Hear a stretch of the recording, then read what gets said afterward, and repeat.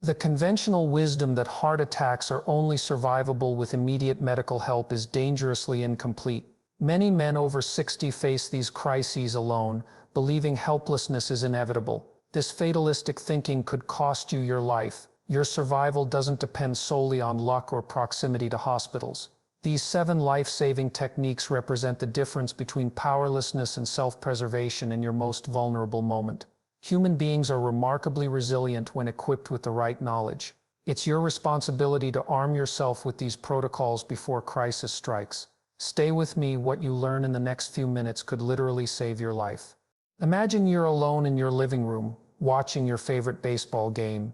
The Cleveland Indians are up by 2 in the 9th. You stand to cheer, but suddenly there's pressure in your chest. Not just discomfort, but a vice grip squeezing from within. This is the moment when everything changes. This is when recognizing what's happening becomes the difference between life and death. Heart attacks announce themselves differently than Hollywood portrays. There's rarely the dramatic clutching of the chest before collapsing. Instead, it's often subtle pressure or tightness that feels like indigestion. Denial is the first enemy you'll face. The human mind is wired to normalize danger, to tell ourselves it's just heartburn or I'm just tired. This psychological defense mechanism, what Jung would call the shadow's attempt to preserve normalcy, can kill you when minutes matter most. The first critical action is acknowledging reality. When you feel discomfort spreading from your chest to your shoulders, jaw, or arms, or when unusual fatigue or shortness of breath hits suddenly, name it aloud. This might be a heart attack. Speaking it breaks the paralysis of denial. The act of verbalization activates your prefrontal cortex, pushing past the amygdala's fear response. I'm curious, have you ever experienced these warning signs before? Drop a comment below about your age and whether you've had cardiac symptoms in the past. Your experience might save someone else who's watching. Once you've acknowledged the possibility, immediately chew and swallow a full-strength aspirin. This simple action can reduce clotting and minimize damage to your heart muscle. Don't swallow it whole. Chewing increases absorption speed. Keep aspirins in multiple locations in your home. Bedside table, kitchen drawer, living room end table. Preparation is the practical manifestation of self-respect. The second life-saving protocol is positioning yourself strategically. If alone, do not lie flat. Instead, sit in a semi-reclined position with knees bent. This reduces strain on your heart. More importantly, position yourself near your front door or in a room where you're likely to be found. Remove barriers between yourself and help. Unlock your door if possible. These aren't acts of surrender. They're tactical decisions that acknowledge both your vulnerability and your determination to survive. Your body is sending you urgent messages through pain and pressure. The difference between those who survive solitary heart attacks and those who don't often comes down to this. Will you listen to these messages with clarity and respond with immediate decisive action, or will you hide from reality until it's too late? The moment you recognize you're experiencing a heart attack, your ability to communicate becomes your lifeline. I once counseled a 73-year-old professor who survived solely because he had practiced reaching for his phone without looking. Muscle memory preserved his life when panic threatened to overwhelm his rational mind. Communication isn't just about calling for help. It's about transcending the primitive brain's freeze response when danger strikes. The modern smartphone has created a false sense of security. We assume help is always a tap away, but during a cardiac event, fine motor skills deteriorate rapidly. The psychological phenomenon called perceptual narrowing occurs. Your visual field literally contracts under extreme stress. This is why military special forces train basic movements thousands of times, not because they're simple, but because under duress, complexity becomes impossible. Program emergency contacts with single-button access. Create a shortcut on your phone's lock screen for emergency calls. Test these features now, not when your life depends on them. If voice-activated technology is available to you, configure emergency protocols you can trigger verbally. "Hey Siri, call emergency services" might be the most important phrase you ever utter. The biological reality is harsh but undeniable. During a heart attack, every 60-second delay increases mortality risk. I'm genuinely curious. Where do you keep your phone when you're at home alone? Share in the comments below. Your routine might contain wisdom others need to hear. Strategic positioning extends beyond just your physical location. If possible, knock something over to create noise. This isn't desperation, it's tactical thinking. A fallen lamp or toppled chair creates evidence of distress that might alert neighbors. Leave your front door unlocked if you can safely reach it. These actions aren't admissions of weakness, they're rational accommodations to biological reality. The primitive part of your brain will fight against these preparations, insisting, "I'll be fine," or "I don't want to bother anyone." Recognize this as the voice of pride, not wisdom. Position yourself on your left side if possible. This posture reduces pressure on the vena cava, the major vein returning blood to your heart. It's a simple adjustment that can improve cardiac output during crisis. But equally important is ensuring you're visible from windows or entryways. The paramedics can't help you if they can't find you. Strategic visibility isn't vanity, it's survival. What separates those who survive cardiac events alone from those who don't isn't just luck or proximity to hospitals. It's preparation, presence of mind, and the willingness to act decisively when others would succumb to panic or denial. You've earned the wisdom of your years. Now use it to safeguard your future. Breathing becomes your ally in crisis, though most men never learn to harness its power. Consider my colleague Dr. Richards, who found himself alone in his cabin when crushing chest pain began. What saved him wasn't just medical knowledge, but the breathing technique he'd practiced for decades during mountain climbs. While his body was in crisis, his breath became his anchor to rationality and survival. The autonomic nervous system, that ancient part of our neurological architecture, operates primarily outside conscious control. Yet breathing stands uniquely at the intersection of voluntary and involuntary processes. During a heart attack, your sympathetic nervous system floods your body with adrenaline, accelerating your heart rate and respiration. This biological cascade, designed to help you flee predators, becomes counterproductive when your heart is already struggling. The critical breathing technique is deceptively simple. Inhale slowly through your nose for 4 seconds, hold briefly, then exhale through slightly pursed lips for 6 seconds. This pattern activates your parasympathetic nervous system, what scientists call the rest and digest response. This isn't meditation or mindfulness, it's physiological intervention. By extending your exhale beyond your inhale, you're literally overriding your body's panic response, lowering blood pressure and reducing the workload on your compromised heart. I wonder how many of you practice intentional breathing in your daily life. Let me know in the comments what breathing techniques have helped you manage stress. Your experience might be precisely what another viewer needs to hear today. Implement this technique immediately when symptoms begin and continue as you take other survival actions. Do not hyperventilate or take gasping breaths. This decreases oxygen efficiency and increases cardiac demand. Instead, maintain the 4-6 pattern even as you reach for medication or your phone. The discipline to control your breathing when every instinct screams for air is not just psychological fortitude, it's biological wisdom. This breathing pattern must become automatic, which means practicing it daily when you're not in crisis. 10 minutes each morning creates the neural pathways that make this technique accessible during emergency. The philosophical truth here runs deep. What you practice in moments of peace becomes available in moments of chaos. Your body doesn't rise to the level of your expectations during crisis. It falls to the level of your training.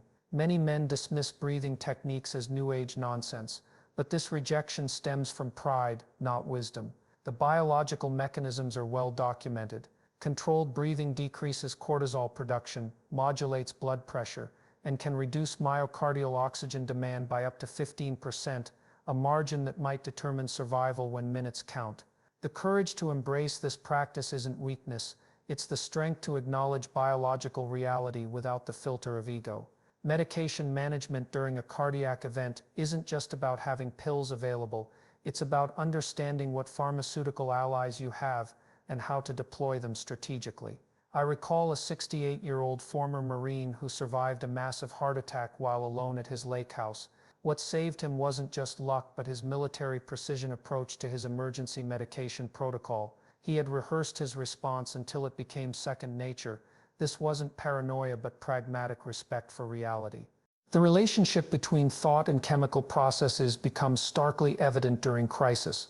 Your knowledge of your medications represents the intersection between ordered thinking and biological chaos. Most men over 60 take at least one prescription medication daily, yet remarkably few could explain what each pill does or how it might help during a cardiac event. This cognitive dissonance, this willful ignorance about substances you put in your body, isn't just medically dangerous, it's philosophically inconsistent with mature masculinity. If you've been prescribed nitroglycerin, understand its proper use now, not when pain clouds your judgment. Place it under your tongue, not swallowed, and sit down immediately after administration. Nitroglycerin causes vasodilation, potentially leading to dramatic blood pressure drops. Standing upright might result in fainting, a potentially fatal complication when alone. Store these tablets in multiple locations and check expiration dates regularly. Expired nitroglycerin is worse than useless. It creates the illusion of intervention without the benefit. I'm genuinely interested. How many of you keep your emergency medications in more than one place in your home? Share your medication organization system in the comments. Your approach might contain wisdom that saves another man's life. Beyond prescription medications, understand which over-the-counter options might help or harm. We've discussed aspirin's anti-clotting properties, but timing matters. Take it immediately upon symptom onset, not after prolonged deliberation. Conversely, avoid decongestants and cold medications containing pseudoephedrine during a suspected heart attack. These stimulate the cardiovascular system, potentially increasing heart rate and blood pressure when reduction is crucial. Create a medication information card, physical, not digital, listing everything you take regularly, including supplements. Keep this in your wallet and on your refrigerator, where emergency responders look first. This isn't administrative busy work, it's claiming responsibility for your biological reality. When paramedics arrive, you may be unable to communicate effectively. This card becomes your voice when you cannot speak. The truly sobering reality is that survival often depends on actions taken in the first 10 to 15 minutes of a cardiac event, potentially before emergency services can reach you. Your medication knowledge and accessibility represent one of the few variables entirely within your control. The existential truth here isn't comfortable. You must be your own first responder. Outsourcing this responsibility isn't just dangerous, it's an abdication of the self-governance that defines mature masculinity. The moment after surviving the acute phase of a heart attack is not the end of your battle, it's the beginning of a critical transition. I'm reminded of Harold, a 72-year-old architect who survived a major cardiac event alone in his studio. What distinguished his recovery wasn't just medical compliance but his philosophical approach. He viewed his recovery not as convalescence but as reconstruction, rebuilding himself deliberately, rather than merely healing passively.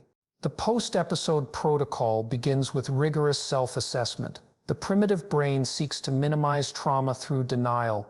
It wasn't that serious, or I'm fine now. This psychological defense mechanism, while comforting, becomes lethal when it prevents proper medical follow-up. Even after symptoms subside, damage to heart tissue continues. The biological processes triggered during a heart attack don't halt simply because pain diminishes. Microvascular damage can continue for hours, sometimes days, after the initial event. Document everything immediately after stability returns. Note the exact time symptoms began, what they felt like, how they progressed, and what actions you took. This isn't journaling, it's creating critical medical intelligence. Physicians can treat more effectively with precise information. Your memory will be compromised by both the physiological stress of the event and the psychological tendency to blur traumatic details. Writing creates an objective record untainted by your brain's revisionist tendencies. I'm curious about your experiences with medical record keeping.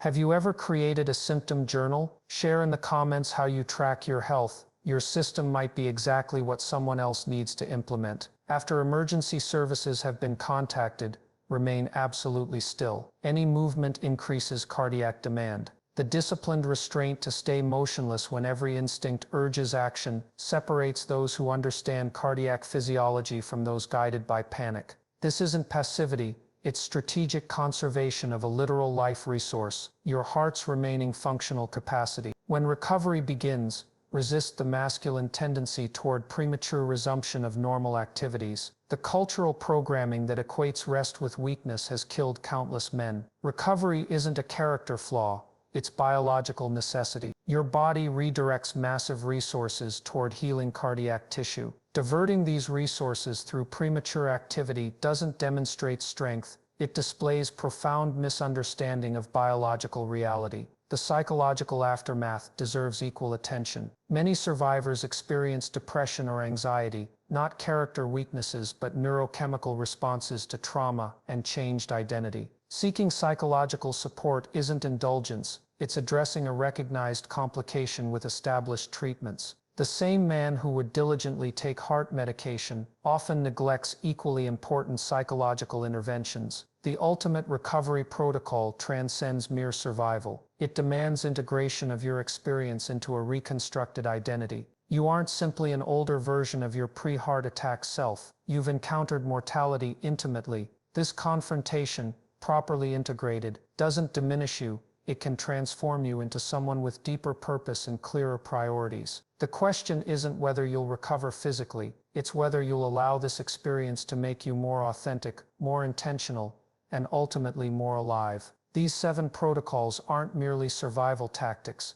they're assertions of agency in the face of biological chaos. Your heart attack doesn't care about your accomplishments or your regrets. It confronts you with the stark reality that you are, fundamentally, a biological entity with both limitations and remarkable resilience. How you respond to this confrontation reveals more about your character than decades of easier choices ever could. The difference between victimhood and sovereignty lies not in avoiding crisis but in how deliberately you've prepared for it. The prepared man transforms potential tragedy into the ultimate act of self-governance. So ask yourself tonight, have you earned the right to survive your darkest hour? The answer lies not in hope or luck, but in the actions you take today.